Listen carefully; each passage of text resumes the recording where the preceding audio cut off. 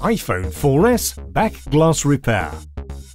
Warning: this repair will void your warranty. You are performing this repair at your own risk. We claim no responsibility for any damages that might occur. On a level scale, this is an easy repair, and it will take about 1 minute to complete.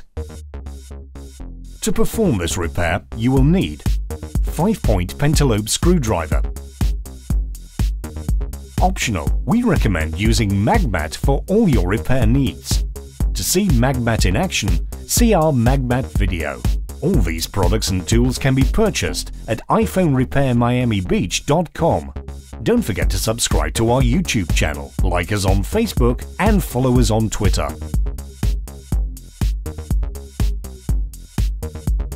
Turn off your iPhone.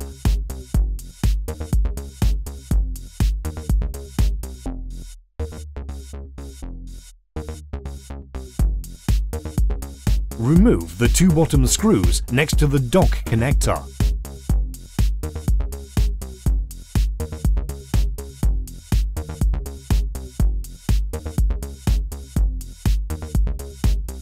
Push the rear panel toward the top of the iPhone and remove the rear panel.